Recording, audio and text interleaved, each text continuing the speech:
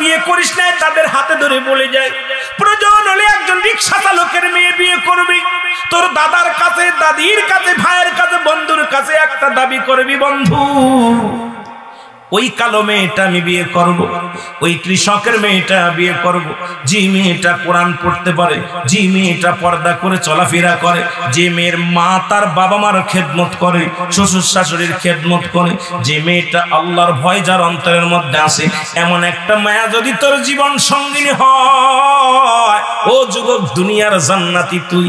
ও আমার মা বোনেরা শুনে নাও, আজকে অনেক মার আসো, আমার মতো মৌলবীর দরকার নাই, মৌলানার দরকার নাই, বিবাহের আগে দাদির কাছে বলো, মার কাছে বলো, বাবার কাছে বলো, মা গো যার সঙ্গে আমার বিবাহ দিবা একজন হালাল খোর বান্দা, আমি গাছতলা থাকবো, দুঃখ নাই, বাড়ি লাগবে না, গাড়ি লাগবে না, একজন ইমানদার 5 ওয়াক্ত সালাত আদায় করে, হালাল খোর বান্দা, সে ভ্যান চালাক, সে রিক্সা চালাক, সে দিন মজুরি কাজ করুক, সে চাকরি করুক, যাই করুক না কেন, এমন একটা স্বামী আমাকে দিবা মা, সারাদিন পরে যেন আমাকে এক মুঠা হালাল খাবার খাওয়ায়, আমাকে যেন পর্দার মধ্যে রাখে, মা গো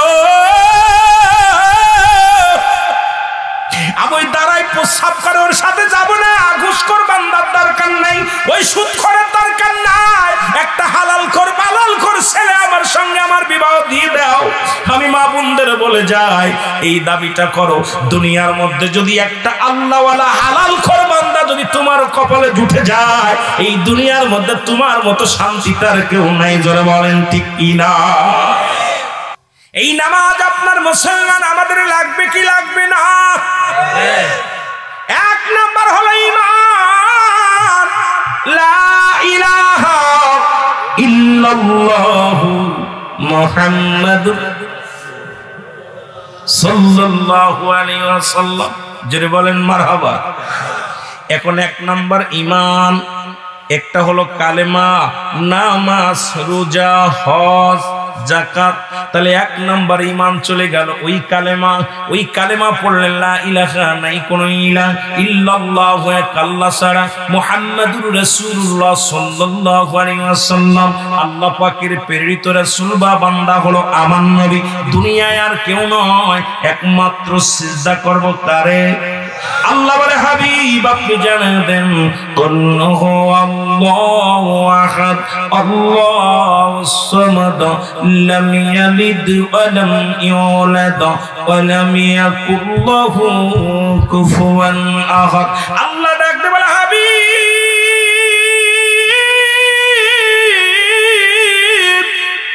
আপনি ওদের জানিয়ে দেন আমি আল্লাহ এক, আমার নবীও বলে আমার আল্লাহ এক, ঠিক কিনা? ঠিক কিনা? কথা বোঝেন? কষ্ট হচ্ছে? আমি অল্প সময় বলেছি, আপনাদের বুঝতে হবে, অনেক ওয়াজ করতে হবে অল্প সময়ের মধ্যে। আল্লাহ বলে হাবিবকে জানায়া দেন আমি আল্লাহ এক, আমার আর দ্বিতীয় নাই, কাউরে দুনিয়ার মধ্যে জন্ম দিই নাই, কারো থেকে জন্ম নিই নাই, আল্লাহর কোনো বাপ নাই, ছেলে নাই, মেয়ে নাই, পরিবার পরিজন নাই, আসি কথা বলেন আসিন। আর আসমান জমিনের ভিতরে তার সমতুল্য, তার সমকক্ষ কেউ নাই। হাবিবরে জানায়া দেন যারা চন্দ্র পূজা করে, যারা প্রতিমা পূজা করে, যারা আমি আল্লাহকে বাদ দিয়ে অন্য খোদার পিছে দৌড়ায়, তাদেরকে জানায়া দেন আমি আল্লাহ এক। ঠিক কিনা? ঠিক কিনা? এখন কালেমা, নামাজ, রোজা, হজ, যাকাত গরিবের জন্য তিনটা, নাম্বার 1 হলো কালেমা। ঠিক কিনা? ঠিক কিনা? কালেমা এক নাম্বার কি? এখন কালেমা পড়লেন, কালেমা, এরপরে নামাজ, এরপরে রোজা। আমরা যারা গরিব মানুষ, এক নাম্বার কালেমা পড়লাম, ঈমান আনলাম, ঈমান এবং আমল। ঈমান আনছেন, আমল করলেন, নামাজ পড়লেন, এটার নাম আমল। আগে ঈমান আনছেন, ঈমান আগে আনতে হবে, তারপরে আমল। ঈমান যদি না থাকে আমলের দাম নাই। একটা হলো ঈমান, আর একটা হলো আমল। মানব জীবনের অমূল্য সম্পদের নাম হলো ঈমান, আর ব্যক্তির জীবনের অমূল্য সম্পদের নাম রুহু। রুহুবিহীন কোনো মানুষের মূল্য নাই, বডির কোনো মূল্য নাই। এই বডিটার মূল্য কেমনে বাড়বে? এর মধ্যে যতক্ষণ পর্যন্ত রুহু থাকবে এই বডির দাম আছে। যখনই আপনার নিঃশ্বাস হয়ে যাবে, বাতাসটা বাইর হয়ে যাবে, এই বডির আর মূল্য নাই। এই জন্য আপনার এই বডির অমূল্য সম্পদের নাম হলো রুহু। রুহুবিহীন বডির যেমন মূল্য নাই, ঈমানবিহীন কোনো আমলের মূল্য নাই। জোরে বলেন ঠিক কিনা? এখন আমল হলো নামাজ, আমল ঈমান। ভালো করে শুনেন, নামাজ পড়েছেন এটা আমল, রোজা রাখছেন এটার নাম আমল, যাকাত দিছেন এটার নাম আমল, জিকির করছেন এটার নাম আমল। ঠিক কিনা? এগুলোর নাম হলো আমল। ঈমান হলো নবী মুহাম্মদুর রাসূলুল্লাহ, জোরে জোরে চিল্লায় বলেন সাল্লাল্লাহু আলাইহি ওয়াসাল্লাম। যে কথা বলতেছিলাম দাদু ভাইয়েরা, দিলের কান্ডা লাগায় শুনে নেবেন, একটু দিলের কান্ডা লাগায় শুনে নেবেন। কথা বলছেন ঈমান এবং আমল এই দুটি, এবং এরপরে হলো আপনাদের সামনে আসতেছে মায়ের রমজান মাস, গরিবের জন্য এই তিনটা আমাদের করণীয়। 1 নাম্বার কালেমা পড়াই লাগবে, ঈমান আনা লাগবে, ঈমানবিহীন কোনো আমল নাই। 2 নাম্বার নামাজ, 3 নাম্বার হলো রোজা, বড় লোকের জন্য যাকাত, এবং আমার বাবারা কি হজ। কোন ঠিক কিনা? এই 3টা আমল যদি আমরা করতে পারি গো, আমল যদি করতে পারি, নামাজটা আদায় করতে পারি, ঈমানটা যদি মজবুত করে দুনিয়া থেকে যেতে পারি, আল্লাহর কসম, আল্লাহর কসম, দুনিয়া আখিরাত দুইটাই আমরা কামিয়াব হব। জোরে বলেন ঠিক কিনা? এ মুসলমান, গভীর মনোযোগ, কথা আমি আগাইতে পারবো না, ছোট্ট ছোট্ট করে করা কথা বলে যাই। ইসলামের দ্বিতীয় খলিফা হযরত উমর ফারুক রাদিয়াল্লাহু তাআলা আনহুর কদমের মধ্যে একজন বৃদ্ধ তার সন্তানকে হাত ধরে নিয়ে আসলেন। যুবক ছেলেটার হাত ধরে নিয়ে আসলেন। উমর ফারুক চেয়ারের মধ্যে বসে আছেন, তখন খলিফা, ইসলামের দ্বিতীয় খলিফা হযরত উমর ফারুক রাদিয়াল্লাহু তাআলা আনহু। জোরে বলেন মারহাবা। 4 জন খলিফার নাম জানা আছে? কথা বলেন, পারেননি? 1 নাম্বার কে? হযরত আবু বকর রাদিয়াল্লাহু তাআলা আনহু, হযরত উমর ফারুক রাদিয়াল্লাহু তাআলা আনহু, হযরত ওসমান গনি রাদিয়াল্লাহু তাআলা আনহু, হযরত আলী রাদিয়াল্লাহু তাআলা আনহু। জোরে বলেন মারহাবা। মনে থাকবো? কথা কন। এখন আর ওই বড় ওয়াজ না, লম্বা ওয়াজ না, জানা ওয়াজ গুলো করা লাগবে। ওই বাদান 31টা হরফ দেয়া পুরো কোরআন এখন বোঝার অভাব। এই লম্বা ইতিহাস টেনে আর আলোচনা নয়, জানাগুলোই আমাদের জানাতে হবে। আমলের ওয়াজ করার দরকার, ঈমানের ওয়াজ করার দরকার, সমাজ পরিবর্তন করার ওয়াজ করার দরকার। জোরে বলেন ঠিক কিনা? এ দুনিয়ার মুসলমান,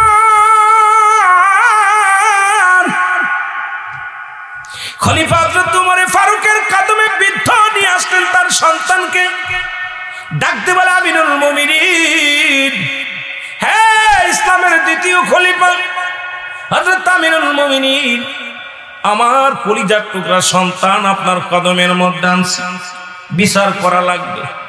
কি করা লাগবে? বিচার করা লাগবে। সন্তানের বিচার চায় বাবা। কেমন বাবা? আজকে আমাদের বোঝা লাগবে, শোনা লাগবে। খলিফা আমিরুল মুমিনিন ডাকতে বলে, যুবক, উনি কি তোমার বাবা? হয়। বলে জি। বলে কিসের বিচার? হুজুর, 1 নাম্বার বিচার, আমার ছেলে পৃথিবীর মধ্যে সবচেয়ে নগণ্যতম অপরাধ করেছে 3টা। নাম্বার 1 নাম্বার সে মানুষ হত্যা করেছে। 2 নাম্বার পৃথিবীর মধ্যে সে জিনা ব্যভিচার করেছে। 3 নাম্বার পৃথিবীর মধ্যে সে কি করেছে? মাদক সেবন করে। 3টা অপরাধ করেছে। কয়টা অপরাধ? কম বড় না ছোট? কথা কন, বড় না ছোট? 1 নাম্বার কি মানুষ হত্যাকারী? এ কি বড় অপরাধ না ছোট অপরাধ? কথা বলেন, বড় অপরাধ না ছোট অপরাধ? 2 নাম্বার জিনা করেছে, এটা ছোট না বড়? 3 নাম্বার হলো মাদক সেবন করে, ছোট না বড়? 3টা অপরাধ, অনেক বড় বড় অপরাধ। খলিফা হযরত উমর ফারুকের রাগে গলবে দেহটা টকবক করে উঠছে। হযরত ওমর ফারুক ডাকতে বলে, যুবক তুমি কি এইগুলো করছো? বলে জি করছো। বলে জি হুজুর। বলে তুমি কি জানো, তুমি কি জানো না পৃথিবীর মধ্যে মানুষ হত্যা, হত্যার বিনিময়ে হত্যা? বলে হুজুর আমি জানতাম না, এখন জানছি, এখন জানছি। কয় তাহলে মৃত্যুর জন্য প্রস্তুতি হও। আমি রাজি। আল্লাহু আকবার বলেন না। দ্বিতীয় অপরাধ তুমি কি করেছো? পৃথিবীর মধ্যে তুমি জিনা করেছো। জিনার পরিমাণ যদি কোনো যুবক পৃথিবীর মধ্যে জিনা করে, ভালো করে লিখে নেন বাবা। আমার মা বোনেরা আছেন, অনেকের স্বামী বিদেশের ময়দানে, এখন আমার মা বোনেরা পরকীয়ার মধ্যে পড়ে গেছে। অনেক বাজানেরা নিজের বউ থাকতেও পর মহিলার কাছে যান। অনেকে আছেন বিবি না থাকলেও আপনারা বেগানা মহিলার কাছে যান। ভালো করে লিখে নেন, জেনে নেন ইসলামের বিধান হলো, ইমাম সাহেব আছেন, উনিও একজন আলেম মানুষ, বক্তা মানুষ। ইসলামের বিধান হলো কোন যুবক পৃথিবীর মধ্যে যদি জিনা বা বিচার করে, এটা যদি ন্যায় পরায়ণ সাক্ষী থাকে গো, যদি জানা জানি হয়ে যায় বা জেনে যায়, এ মুসলমানের বিচার হলো, এর বিচার হলো ওই যুবকের গায়ের মধ্যে 100 ডোরা মারতে হবে। যুবক যুবতীর এত জোরে মারতে হবে, 2-4টা মারা পর যেন মারা যায়, মারা গেলে বাকিগুলো কবরের উপরে মারতে হবে। কারণ ওই যুবকের এমন ভাবে মারতে হবে, ওই জিনাকারীর পৃথিবীর মধ্যে এমন জিনাকারী যুবক, যারা যুবক বিবাহ করো নাই, যুবতীরা বিবাহ করো নাই, বাবারা দিলের কান্ডা লাগা শোন। আজকে যুব সমাজের আয়োজিত আজকে মাহফিল, এই জন্য যুবকদের কিছু বলে যায় বাবা, নামাজের কথা, ইমানের কথা এবং আমলের কথা, পর্দার কথা, সব দিক বলতে হবে। এই জন্য অনেক ওয়াজ আমাকে বলতে হচ্ছে অল্পর মধ্যে। আমার দাদু ভাইরা রে, পৃথিবীর মধ্যে যদি কোন যুবক যুবতী এই রকম আস্তে আস্তে সোয়াইলে হবে না। সমাজের যিনি ন্যায় পরায়ণ, যার গায়ে বল আছে গো, তার দিন বেতের আঘাত করতে হবে। যে 2-4টা মারা পরে যেন মারা যায়, বাকিগুলো মারা যায়। মারা গেলে যদি মারা গেলে তারে কবর দিতে হবে, ওই কবরের উপর দিয়ে বেতের আঘাত করতে হবে। এটা হলো ইসলামের বিধান। আমার বাংলাদেশের জমিনে, টাঙ্গাইলের জমিনে এইরকম একটা বিচার যদি হতো গো, আমার মন বলে আমার যুবকরা বলেও জিনা করতো না, আমার যুবতীরা জিনার জন্য সাই দিত না। জোরে বলেন ঠিক কিনা? 3 নাম্বার, যুবক তুমি মাদক সেবন করো, এটা বড় অপরাধ। বলে জি হুজুর। এর বিচার কি তুমি জানো? বলে হুজুর জানতাম না, জেনেছি। জোরে বলেন আল্লাহু আকবার। আরো জোরে বলেন। এবার যুবক, এবার আমিনুল মুমিনিন হযরত ওমর ফারুক রাদিয়াল্লাহু তাআলা বলেন, যুবক রে, তাহলে তুমি মৃত্যুর জন্য প্রস্তুতি হও। যুবক বলে, আমিনুল মুমিনিন,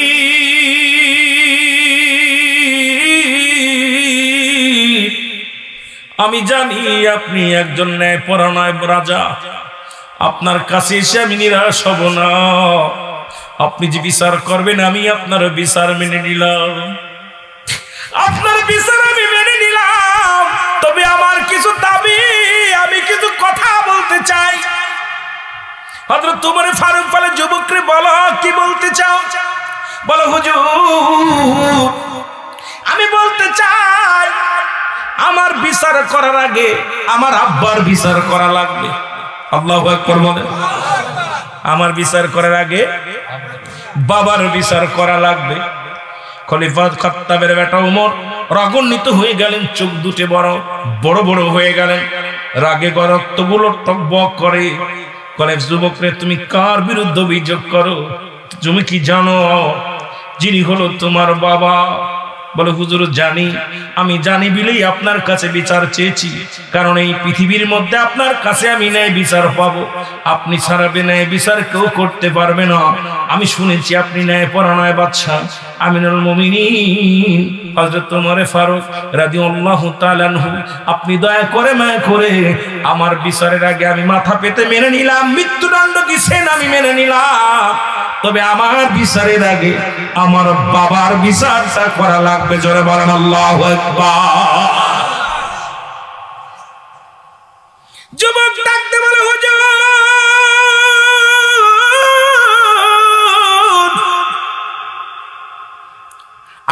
কাছে আমার করজোরে দাবি, আমার বাবার বিচার করা লাগবে। বলে যুবক, কি বিচার চাও তুমি?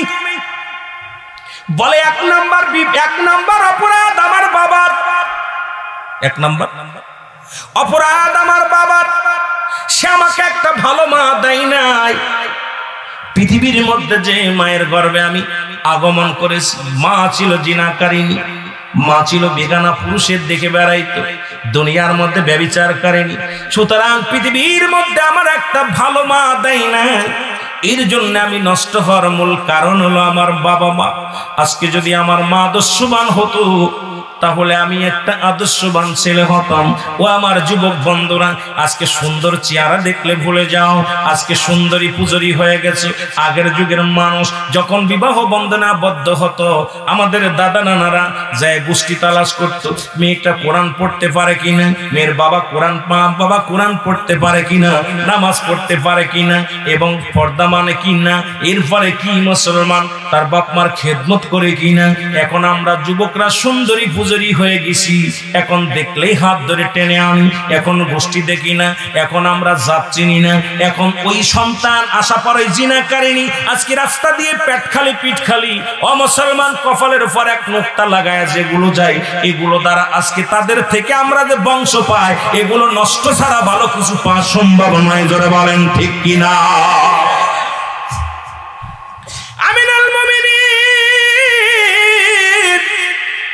এক নাম্বার অপরাধ আমার আব্বা করেছে, আমার একটা ভালো মা দেয় নাই।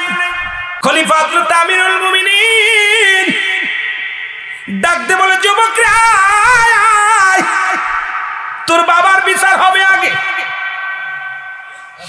বাবারে ডাক দিয়ে বলে, যুবক অবিদ্য, পৃথিবীর মধ্যে তোমার বিচার আগে করা লাগবে, কারণ পৃথিবীর মধ্যে ভুলটা তুমিই করেছো।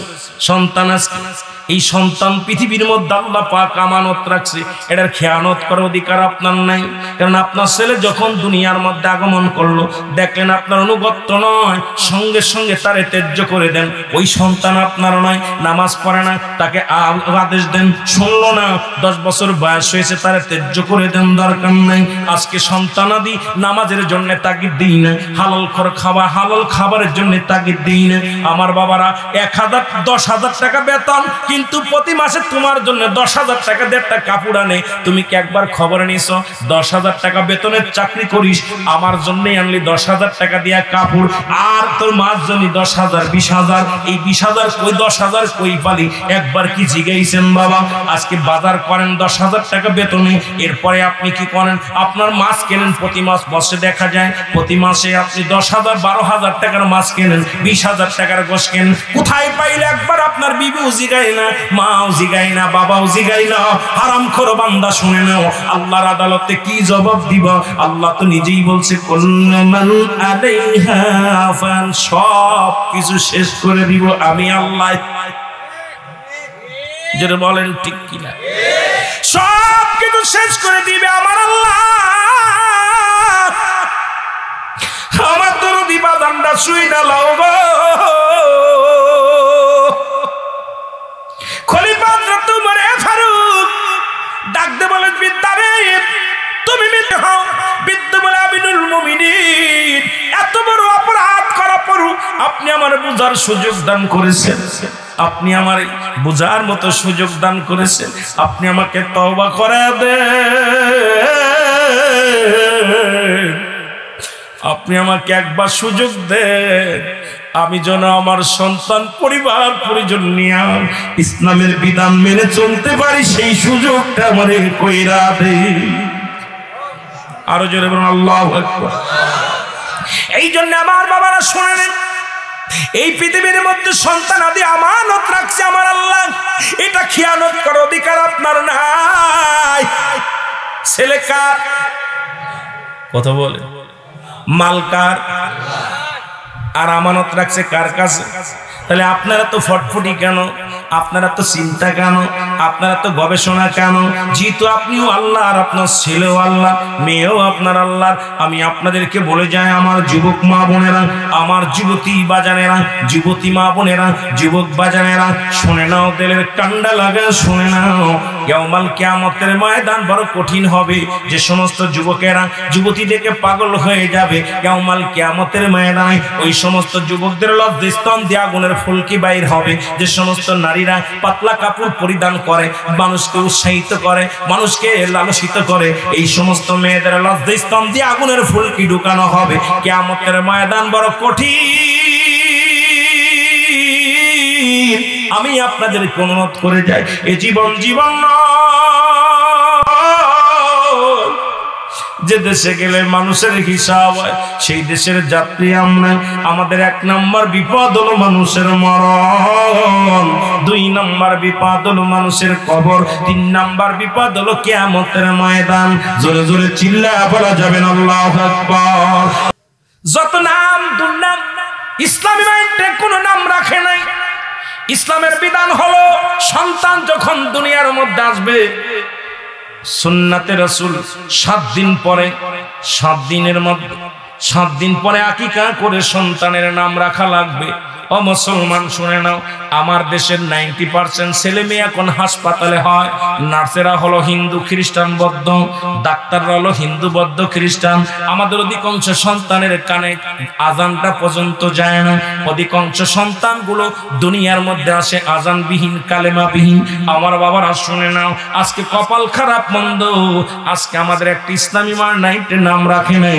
এখন নামগুলো রাখানোর কারণে এর জন্য হুজুর যদি বিচার করতে হয়, আমার নবীজি বলছে সুন্নাতে রাসূল হলো পৃথিবীর মধ্যে 7 দিনের 1 দিন আগে নাম রাখা যাবে না। এখন বিবাহর রাত্রেই নাম রাখা হয়ে যায়। দেখেন বিয়ে থা হয়ে গেছে, স্বামী রাত্রে বেলা কয় স্বামীরে, বিবিরে আমার যদি একটা ছেলে হয় নাম রাখবো শাহরুখ খান।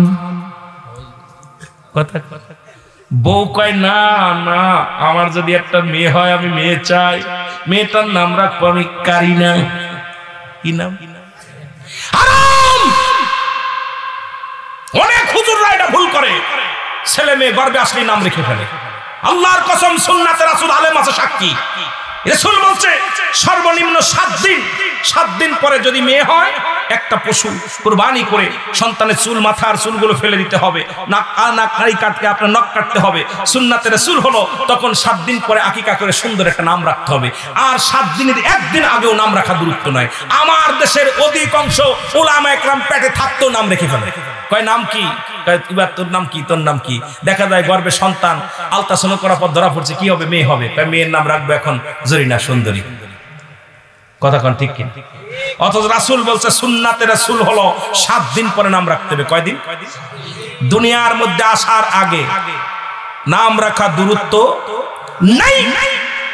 এটা রাসূলের সুন্নাত অমান্য করলেন, রাসূলের সুন্নাতকে বুড়ি আঙ্গুল দেখালেন। আপনার সন্তান কেমনে ভালো হবে? কথা বোঝেন? কথা বোঝেন? এখন বিয়ের রাত্রেই নাম রাখা হয় না। বিয়ের রাত্রেই দুইজনে কল্পনা করে কি নিব, ও কয় মেয়ে হবে, ও কয় ছেলে হবে, ও কয় ছেলে হবে, ও কয় মেয়ে হবে। দুজনের ভিতরে একটা পরামর্শ করে কয় ছেলে হলে এই নাম, মেয়ে হলে এই নাম। আহা চবা, কুরআন হাদিস পড়লাম কি আর করতেছি? আমার ভাইরা, আমার বন্ধুরা, আমার নাম্বার 3, আমাকে কোন ইসলামের জ্ঞান আমার পিতামাতা দেয় নাই। আল্লাহু আকবার বলেন। সন্তান যখন দুনিয়ার মধ্যে আসবে, ন্যূনতম আপনার এবিসিডি দরকার নাই। এই সন্তানকে 6টা কালেমা শিক্ষা দিবেন। নামাজের বিধান যা আরকান আহকাম রয়েছে, নামাজের ফরজ সুন্নাত নফলগুলো বুঝাইবেন। জানাজানে নামাজ শিখাবেন, দোয়া দরুদ শিখাবেন, কালেমা শিখাইবেন। যেটুকু গুরুত্বপূর্ণ হালাল খাইতে হবে বিধানগুলো শিখাইতে হবে। ছেলে বলে ওয়া মিনাল মুমিনিন, সবচাইতে কষ্ট আমার পিতামাতা আমার কোন ইসলামের জ্ঞান শিক্ষা দেয় না। এ দুনিয়ার মুসলমান, আল্লাহ তাআলা দয়া করে মা করে রিয়াজুল জান্নাহ বেহেশতের বাগানে আসার মতো, বসার মতো সুযোগ দান করলো। এই সময় কত মানুষ জেলখানায়, কত মানুষ হাসপাতালে, কত মানুষ মৃত্যু শয্যায় সজ্জিত। আমার আল্লাহ আমাকে হাসপাতালে নেন নাই, জেলখানায় নেন নাই।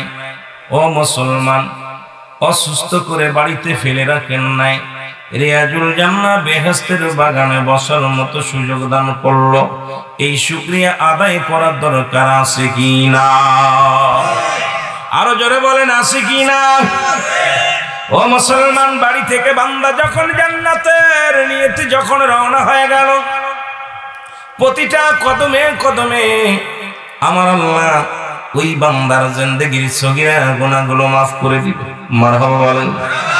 কি গুনাহ মাফ? যেটা বলেন কি গুনাহ মাফ? সগীরা গুনাহগুলো আমার আল্লাহ মাফ করে দিছে। ও মুসলমান, আমরা শুধু সগীরা গুনাহ করি নাই, পদে পদে করছি কবিরা গুনাহ। নামাজ ছেড়ে দিয়া কবিরা গুনাহ, মিথ্যা বলা কবিরা গুনাহ, বেগানা মহিলার সঙ্গে দেখা দিয়া কবিরা গুনাহ, বেগানা পুরুষের সঙ্গে দেখা দিয়া কবিরা গুনাহ, মিথ্যা বলা কবিরা গুনাহ। হাজারো গুনাহ করেছি জগতের মধ্যে।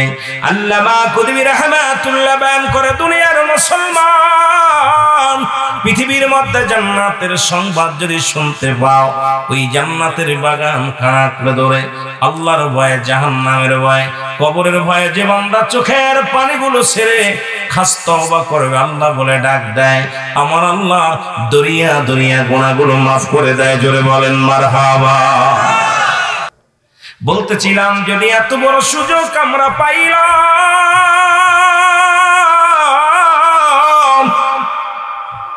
মানুষের মৃত্যু হয় দুইটা টাইম, একটা হলো রাত্রি বেলা, একটা হলো দিনের বেলা।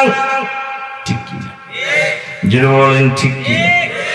মানুষের মৃত্যু হয় কয়টা টাইম? দুইটা টাইমে মরণ হয়, একটা হলো রাতের বেলা, একটা হলো দিনের বেলা। ও মুসলমান, দিন শেষ করেছি, মৃত্যুবরণ করি নাই, মরণের পেয়ালা পান করি নাই। রাত শুরু করে ও মুসলমান প্রায় 10টা বাজায় ফেললাম, এখনো পর্যন্ত মৃত্যুবরণ করি নাই। আল্লাহ আজকে সারা রাত এখনো পর্যন্ত জিন্দা রাখছে। আল্লাহর দরবারে শুকরিয়া আদায় দরকার আছে কি না? আর একটু জোরে জোরে বলেন আছে কি না? আমি বলতেছিলাম, রাতের শুরু হলো মাগরিব, দিনের শুরু হলো ফজর। চারিদিকে অল্প সময়ের মধ্যে অনেক দিকে আলোচনা করা লাগবে। দিনের শুরু ফজর, বান্দারে 2 রাকাত সুন্নাত নামাজ তুমি আদায় করলা, সঙ্গে সঙ্গে তুমি আমার নবীর প্রেমিক হয়ে গেলে। এখন নবীর সুন্নাত বলে দাবি করো, মুসলমান বলে দাবি করো, ফজরের সমাগম ভাঙে না, সুন্নাত আদায় করলে না, কেমনে তুমি নবীর উম্মত হও? এবার 2 রাকাত ফরজ নামাজ তুমি আদায় করলা, সঙ্গে সঙ্গে আমার আল্লাহর গোলাম হয়ে গেলা। এখন দিনের মধ্যে যদি তোমার মৃত্যু হয়, তোমার মৃত্যুটা হবে আমার রাসূলের প্রেমিক, আল্লাহর গোলাম। জোরে জোরে চিল্লায়া বলা যাবে না মারহাবা। এখন যদি বলি, ভাই দাদু ভাই, কজন মানুষ ফজরের সালাত আদায় করেছে? রুহুল আমিনের দাওয়াত দেওয়ার দরকার নাই। নামাজ কাফের এবং মুসলমানদের মধ্যে পার্থক্য হলো নামাজ। ঠিক কিনা? যারা বলেন ঠিক কিনা? এর সালাত সালাত।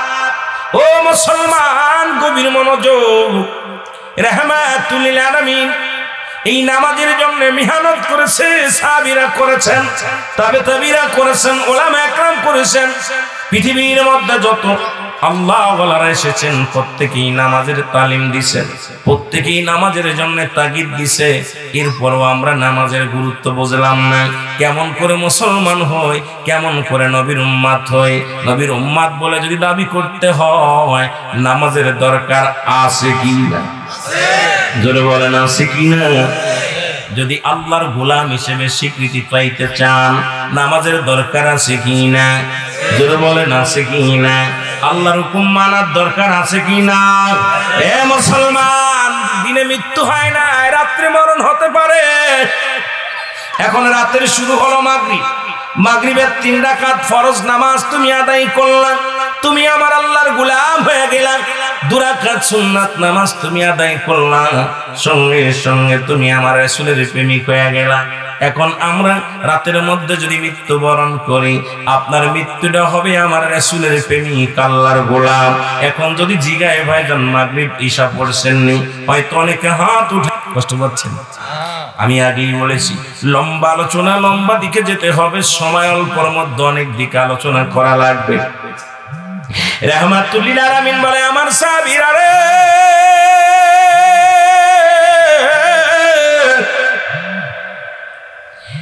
তোমাদেরকে একটা ঘোষণা দিলাম, যে ব্যক্তি 5 ওয়াক্ত সালাত নামাজ সময় মতো অক্তি মতো আদায় করতে পারবে, আমি নবী তার হাত ধরে জান্নাতে নিয়ে যাব। মারহাবা। নবীর হাত ধরে জান্নাতে যেতে চান কে কে? একটু হাত দুখানা তোলে। নারে তাকবীর, নারে তাকবীর, নারে রিসালাত। রাজি আছে? নবীর সাথে যদি জান্নাতে যেতে চান, এ দরদি বন্ধুগণ শুনে নাও, নবী বললেন 5 ওয়াক্ত নামাজ সময় মতো আদায় করে নিবেন। আমার অনেক মা বোনেরা আছেন, দরদি মা বোনেরা, দিলের কান্ডা লাগে শুনবা গো। নবী বললেন 5 ওয়াক্ত সালাত যে ব্যক্তি আদায় করতে পারবে সময় মতো অক্তি মতো, আমি নবী তার হাত ধরে জান্নাতে নিয়ে যাব। নবীর একজন গরিব সাহাবী চাল আনতে পানি আনতে পারে না, পানি আনতে লবণ আনতে পারে না। এই পৃথিবীর মধ্যে সবচেয়ে গরিব সাহাবা ছিল। সাহাবীটার নাম হলো আব্দুল্লাহ আনসারী। জোরে বলেন মারহাবা। সাহাবীটার নাম কি? জোরে বলেন নাম কি? আব্দুল্লাহ আনসারী। ওয়াজ শুনে বাড়ি গেলেন, বিবি ডাকতে বলে, স্বামী রাহমাতুল লিল আলামিন কি ওয়াজ করছে আপনি একটু বলেন। মারহাবা বলেন। আমাদের বিবিগুলো জিগায় না, স্বামীরে কোথায় গেলা? জিগাইব খেচুড়ি দিছিনি, তাবারক দিছে, বাজার আইছিল কিনি, আমার জন্য কি আনছো? কিন্তু বিবির নবীর সাহাবীদের বিবিগণ কেমন ছিল? আল্লাহর নবী কি ওয়াজ করছে স্বামীরে আমাকে একটু বলো, আমি একটু জানতে চাই। আব্দুল্লাহ আনসারী চোখের পানিগুলো ছেড়ে দিয়া বলে, বিবি রাহমাতুল লিল আলামিন ওয়াজ করছে, কোন ব্যক্তি যদি 5 ওয়াক্ত সালাত 5 ওয়াক্ত নামাজ সময় মতো আদায় করতে পারে, রাহমাতুল লিল আলামিন তার সঙ্গে করে জান্নাতে নিয়ে যাবে। আরো জোরে আব্দুল্লাহ আনসারী বলে, স্বামী আপনার দুটি পায়ে ধরে বলতেছি রে স্বামী, আপনার কাছে আমি জীবনে কিচ্ছু চাই না, বাড়ি চাই না, গাড়ি চাই না, অলংকার চাই না, দামি শাড়ি চাই না, আপনার কাছে ভালো খাবার চাই না রে স্বামী। আমি আপনি আমার স্বামী, আমি আপনার বিবি। স্বামী রে, আপনার কাছে একটা মাত্র দাবি আমি করে যাই, আমি আপনার বিবি হইয়া ছোট্ট একটা দাবি করব, আপনি আমাকে এতটুকু সময় দিবেন, আমিও যেন সময় মতো 5 ওয়াক্ত সালাত আদায় করতে পারি। কারণ আপনি যাবেন রাহমাতুল লিল আলামিনের সঙ্গে জান্নাতে। আমার কি উপায় হবে গো, আমিও যেন নবীর সাথে জান্নাতে যেতে পারি। জোরে বলেন মারহাবা। আর একটু জোরে বলেন মারহাবা। আমি বক্তা ওয়াজ করি, আমার বিবি কয়, কত টাকা পাইছো শাড়ি আনবা, কত টাকা পাইছো বালা আনবা, কত টাকা পাইছো গাড়ি কিনে দাও, বাড়ি কিনে দাও। আর নবীর বিবিরা কেমন বিবি ছিল গো, নবীর সাহাবীদের বিবিগণ কেমন ছিল? রাসূলুল্লাহ কি ওয়াজ করছে, কি আমল করলে জান্নাতে যাওয়া যাবে, কি আমল করলে দুনিয়া আখিরাত দুইটাই কামিয়াব করা যাবে, এই চিন্তা মাথার মধ্যে ছিল। কখনো বাড়ির লোভ করেন নাই, গাড়ির লোভ করেন নাই, কারণ দুনিয়ার পিছে তারা দুনিয়ার মধ্যে ঘুরে নাই, দুনিয়াই তাদের পিছে ঘুরেছে। নবীজি বলছে বাল হুয়া কিলাব, এই দুনিয়াটা পচা দুর্গন্ধ মরি, মানুষের চরিত্র হলো কুকুরের চরিত্র। আজকে দেখি বাংলার মানুষ নয়, পৃথিবীর মানুষ কুকুরের যে খাসলাত গুলো ছিল সেই খাসলাত গুলো মানুষের মধ্যে এসে গেছে। এখন দুনিয়ার মধ্যে সুদ ঘুষ ব্যভিচার অন্যায় জুলুম বেড়ে গেছে, কারণ যেগুলো থাকার দরকার ছিল কুকুরের মধ্যে সেইগুলো মানুষের মধ্যে, আমাদের মধ্যে আগমন করেছে। রে মুসলমান, ঈমান নিয়ে কেমনে কবরে যাব, বড্ড ভয় করে। জোরে জোরে চিল্লায় বলেন ঠিক কিনা?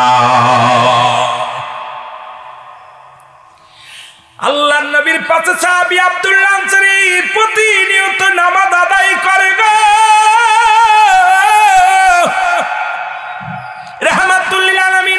সালাম ফিরাইলেন, আসসালামু আলাইকুম ওয়া রাহমাতুল্লাহ, আসসালামু আলাইকুম ওয়া রাহমাতুল্লাহ। নবী ডাকতে বলে, আমার সাহাবীরা রে, আমি আজ কদিন লক্ষ্য করি আমার আনসারী দেখতে পাই না, আমার আনসারীরে আমি কেন দেখতে পাই না তোমরা বলো। সাহাবীরা বলে, ইয়া রাসূলুল্লাহ, ইয়া হাবিবাল্লাহ, হয়তো দুনিয়ার কোন প্রেমে পড়ে গেছে, কোন বিবির প্রেমে পড়ে গেছে, সংসারের মায়ায় পড়ে গেছে, ছেলেদের মায়ায় পড়ে গেছে। আমার নবী বলে, সাহাবীরা রে, তোমার ভাইয়ের বিরুদ্ধে সমালোচনা করো না, আমি নবী নিজেই যাব।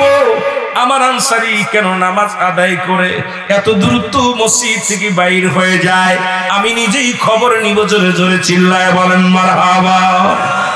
আর একটু জোরে। আল্লাহর নবী নামাজ আদায় করে চলে গেলেন, আনসারীর বাড়ি সালাম দা, আসসালামু আলাইকুম আহলাল বাইত। ঘরের মধ্যে কেউ আসেনি, উত্তর দিলেন না, তিনবার সালাম দিলেন আনসারীর বাড়িতে রাহমাতুল লিল আলামিন, একটা সালামের জবাব আসলো না। আল্লাহর নবীজি মনে কষ্ট পেয়ে ফিরে আসলেন, পিছন থেকে আনসারী তিনবার সালাম দেন, আলাইকুম আসসালাম ইয়া রাহমাতাল লিল আলামিন, ওয়ালাইকুম আসসালাম ইয়া রাসূলুল্লাহ, ওয়ালাইকুম আসসালাম ইয়া হাবিবাল্লাহ। জোরে বলেন মারহাবা। আর একটু জোরে বলেন মারহাবা। আল্লাহর নবী বলেন, আনসারী রে, আমি নবী তিনবার সালাম দিয়েছিলাম, তুমি তিনবার উত্তর দিলে, তার মানে আর বুঝতে বাকি নাই তুমি সালাম তুমি কানে শুনেছিলে কিন্তু উত্তর দাও না। আজকে মুসলমান হয়ে একজনের বাড়ি প্রবেশ করতে হলে সালাম বিনিময় করা লাগবে, এটা রাহমাতুল লিল আলামিন শিক্ষা দিয়েছেন। এই জন্যই বলছেন, হায়াতি খায়রুল লাকুম ওয়া মামায়াতি খায়রুল লাকুম। আল্লাহর নবী কয়, উম্মতিরা, এই দুনিয়ার মধ্যে আমি আগমন করেছি আমার উম্মতের কল্যাণের জন্য। শরীয়ত, তরিকত, হাকিকত, নামাজ, রোজা, হজ, যাকাত, ইসলাম, ঈমান, ইহসান, কালেমা, নামাজ, রোজা, হজ, যাকাত, বাজানরে গভীর মনোযোগ, আগুন, পানি, মাটি, বাতাস, এ মুসলমান সব শরীয়ত তরিকতের বিধান সব কিছু শিক্ষা দেওয়ার জন্য যুগে যুগে অসংখ্য নবীগণ আছে, সর্বশেষে রাহমাতুল লিল আলামিন আল্লাহ পাঠাইছে। আমার নবী বলেন, হায়াতি খায়রুল লাকুম, আমার হায়াতের জিন্দেগিটা হলো আমার উম্মতের জন্য কল্যাণ স্বরূপ। জোরে জোরে বলেন মারহাবা। আর একটু জোরে বলেন মারহাবা। এ দুনিয়ার মুসলমান,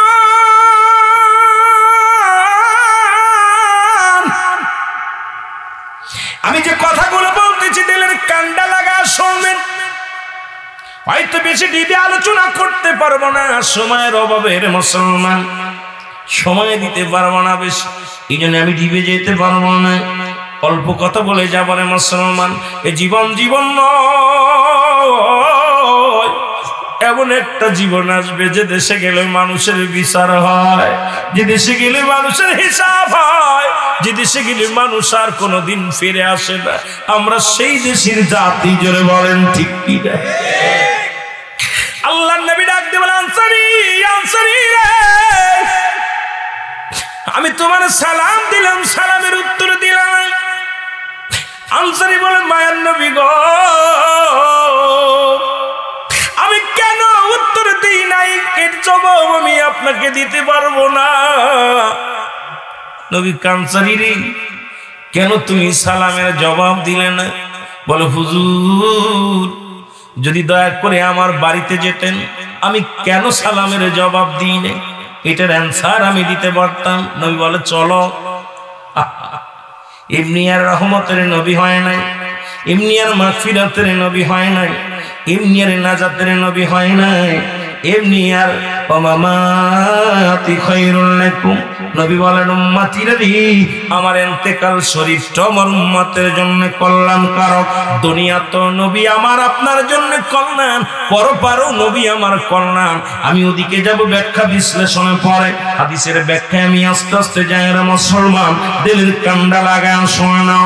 এবার রাহমাতুল লিল আলামিন ডাক দেবেন, আনসারী চলো যাই। রওনা হয়ে গেলেন। এবার বাড়িতে যাই, আনসারী যখন দরজা খুলে দিছে, ভিতরে দেখে একটা বিশাল গর্ত খোঁড়া। আল্লাহ, আমার নবী বলে, আনসারী রে, তোমার ঘরের মধ্যে এত বড় গর্ত কেন খোঁড়া? বলে, নবী গো, আপনি যখন আমারে সালাম দিয়েছিলেন, ইয়া রাসূলুল্লাহ, ইয়া হাবিবাল্লাহ, আপনি যখন আমারে সালাম দিয়েছিলেন, তখন আমি নবী কয়, সাহাবীরে কি বলতে চাও, তুমি কি বলতে চাও? সাহাবী চোখের পানি ছেড়ে ডাকতে বলে, নবী গো,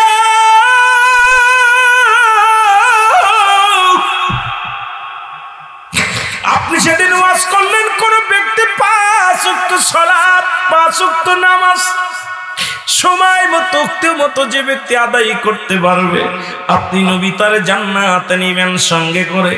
এই ওয়াজটা আমি বাড়ি এসে যখন করি,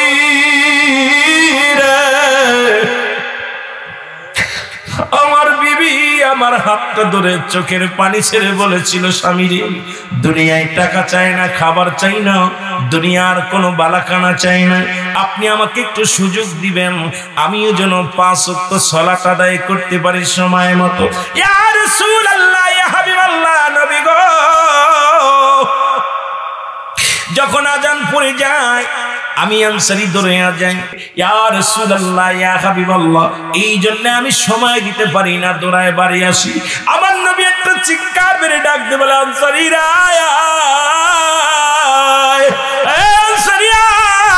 আমি নবী তোর কথা দিলাম, ইয়াউমুল কিয়ামতের ময়দানে তোদের স্বামী স্ত্রী দুজনকে নিয়ে আমি নবী জান্নাতে যাব। জোরে বলেন মারহাবা। এক টুকরা কাপড় দিয়া স্বামী স্ত্রী নামাজ ছাড়ে নাই। এখন টাঙ্গাইল জেলার মধ্যে, আপনাদের টাঙ্গাইল কাপড় তো বাংলাদেশের বড় নাম করা কাপড়, টাঙ্গাইল কাপড় বললেই নাম করা কাপড়। দাদু ভাইরা শুনে নেন, এখন যদি আপনি নামাজ ছেড়ে দেন কি জবাব দিবেন? নবীর সাহাবীরা স্বামী স্ত্রী মিলা যদি একখান কাপড়ে যদি 5 ওয়াক্ত সালাত আদায় করতে পারে, আপনার দেশে যারা ফকির, যারা ভিক্ষা করে, রাস্তায় যারা দাঁড়িয়ে থাকে, তাদেরও 3-4টা টুকরা কাপড় আছে, নামাজের হিসাব দেওয়া সম্ভব নয়। কারণ একমাত্র নামাজ ধরে মুসলমান, নামাজ ছাড়ে কাফেরগণ। নামাজ কাফের এবং মুসলমানদের মধ্যে পার্থক্য হলো নামাজ। আজ থেকে ওয়াদা করব 5 ওয়াক্ত সালাত আদায় করব, রাহমাতুল লিল আলামিনের সঙ্গে জান্নাতে যাব। জোরে বলেন রাজি আছেন নি? 11টা পর্যন্ত। এরপরেই আমাকে মাননীয় সংসদ সদস্যের জন্য একটু দেরি হয়েছে, আমাকে বলছে, ভাইজান মোটামুটি 11:30টার ভিতরে আমি আপনাদের বেশি বিরক্ত করবো না, অল্প সময় আলোচনা করব। মহান আল্লাহ যেন গোলামের মুখ দিয়ে কিছু কথা বলার তৌফিক দান করে। ওয়াজ মাহফিল এখন সব জায়গায়, ঈদ আওয়াজ আসতেছে, ওয়াজ আছে, আওয়াজ আছে, ইমান নাই। যেটা বলেন ঠিক কিনা? ইমানটা বড় ভাগ্যের ব্যাপার। ইমান এবং আমল এই দুইটা জিনিস এক না, একটা হলো আমল, একটা হলো ইমান। যেটা বলেন ঠিক কিনা? কথা বলবেন, দাদু ভাইরা বোবা থাকবেন না। এটা কষ্ট লাগা, কারণ টাঙ্গাইলের জমিনে আমি গুনাহগার একাধিকবার এসেছি, আর আমি রুহুল আমিন সিদ্দিকীকে চেনে না। আমার মনে হয় যুবক বিদ্যা সবাই ইউটিউব যারা চালায়, মোবাইল যারা চালায়, সকলে রুহুল আমিনকে দেখছি। আমিও একাধিক টেলিভিশন আলোচনা করে থাকি। তা আমি আগেই বলেছি, আমি বিজ্ঞ আলেম না, এত বড় জান্নেওয়ালা না, বন্যওয়ালা না। আপনারা আমাকে এখানে জ্ঞান দান করাইতে পারেন এমনও বক্তা এখানে অনেক ওলামা ইকরাম আছেন। সভাপতি সাহেব অনেক বিজ্ঞ আলেম, আমার আগে যিনি আলোচনা করেন বিজ্ঞ আলেম ওলামা ইকরাম এখানে বসেছেন, কোরআনের হাফেজ। আমার গাড়ির ড্রাইভার একজন কোরআনের হাফেজ, আমার সফর সঙ্গী 3-4 টাইটেল মাওলানা। এরকম অনেক বিজ্ঞ, আমার সাথে একজন আসছে মাওলানা জামালপুরি সাহেব, উনিও বিজ্ঞ ওলামা ইকরাম, উনিও মুফতি। এরকম অনেক মুফতি মুহাদ্দিস আছে, কিন্তু তাদের থেকে আমি জ্ঞানে গুণে কোনোটাই বড় না। অসুস্থ মানুষ, হঠাৎ করে আবহাওয়া চেঞ্জ হয়েছে। আপনাদের এলাকায় গতকাল এসেছিলাম শেরপুরে মাহফিল করে রাত্রে শেষ করে ছিলাম, জামালপুর হয়ে আপনাদের মাঝে এসেছি। মাগুরা থেকে আসতে গেলে অনেক সময়ের প্রয়োজন ছিল। কালকে অবরোধ, যে অবস্থায় অবরোধ চলতেছে, দেশের অবস্থা ভালো না বাবা। যেই যত কথা বলুক, এই খালি দেশ না, অল পৃথিবীর মধ্যে কেন যেন মানুষের ভিতরে রেওয়া, অহংকার, অহমিকা, দুশ্মনী, মুনাফিকি বেড়ে গেছে। যারা বলেন ঠিক কিনা?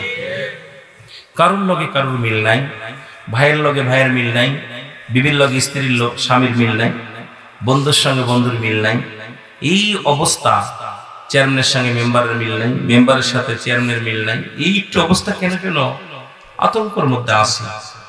আগে যে সৌন্দর্য ছিল সৌন্দর্য নষ্ট হয়ে গেছে, এখন প্রকৃতির হাওয়া সবই বদলে গেছে। আল্লাহ পাক আমাদেরকে দয়া করুক, এই জান্নাতের বাগান থেকে কিছু কথা বলে এবং শোনা যাওয়ার তৌফিক দান করুক। সকল বলুন আমিন। একটু মহব্বতের সঙ্গে দুরূদ শরীফ পড়েন আল্লাহুম্মা। আবু বকর ভাই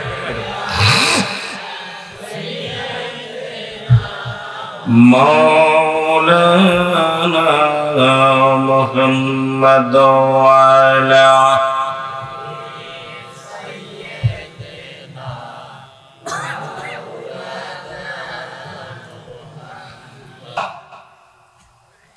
আওয়াজ শুনে মনে হয় আপনাদের কষ্ট হচ্ছে। এ নবী মুহাম্মদ সাল্লাল্লাহু আলাইহি,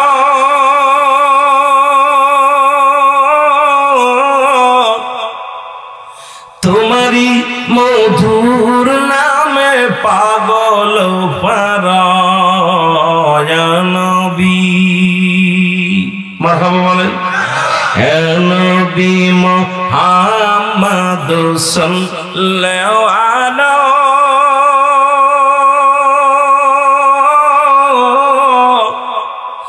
তোমারি মধুর নামে পাগল পারায় নবী। আপনার প্রশংসা করে স্বয়ং আল্লাহ তাআলা,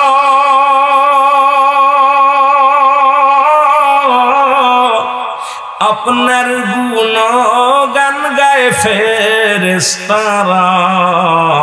এ নবী জয় বলেন মারহাবা। আর একটু জোরে, আর একটু জোরে। আশিকের এই মিনতি শোন কামলিওয়ালা, আমরা আর কিছু চাই না, চাই শুধু চরণ তলায় নবী। জোরে বলেন মারহাবা। ঈমান আমল সব ওয়াজ, বেশি ওয়াজ দরকার নেই, এত ওয়াজ করে লাভ নাই। একটা হলো ঈমান আর একটা হলো আমল। তাহলে আমাকে ইসলামের পাঁচটা স্তম্ভ, পাঁচটা খুঁটি। নাম্বার 1 কালেমা, নামাজ, রোজা, হজ, যাকাত। এখন এই সবাই সমস্ত ওলামা একরাম মসজিদে যায়, মেম্বারের মধ্যে বসেই কিন্তু এই 4-5টা আমলের কথা বলে। জোরে বলেন ঠিক কিনা? এখন আমরা অধিকাংশ কালেমা পড়েছি, গরু খা মুসলমান, গরু খা মুসলমান, দাড়ি রাখছি, টুপি মাথায় দিছি, কিন্তু এখন ঈমানটা মজবুত। দাড়ি রাখছি ঘুষের মধ্যে, জিনার মধ্যে, ব্যভিচারের মধ্যে। এরপরে মানুষের হাতাল ঠেলতেছি, মানুষকে কষ্ট দিতেছি, ফাইসা কথা বলতেছি, নাতিকেও বিয়ে করতে চাচ্ছি। জোরে বলেন ঠিক কিনা? অনেক মুরব্বী এখন নাতিকে বিয়ে করতে চায়। ইয়ার কি মানে? আল্লাহ আমাদের কবুল করুক। জোরে বলেন ঠিক কিনা? আল্লাহ আমাদের হেদায়েত দান করুক। জোরে বলেন আমিন। তাহলে আমরা যারা গরিব, এই গরিবের জন্য এই 5টার মধ্যে 3টা আমল করা লাগবে বাধ্যতামূলক। নাম্বার 1 কি? জোরে বলেন নাম্বার 1 কি? কালেমা। আজ থেকে অন্য কোনো কিছু পূজা করা যাবে না, একমাত্র কারবে ইয়াকা নাবুদু ওয়া ইয়াকা নাস্তাঈন। জোরে বলেন ঠিক কিনা? আরো জোরে বলেন, আরো জোরে বলেন। আমার একমাত্র পূজা করব কার?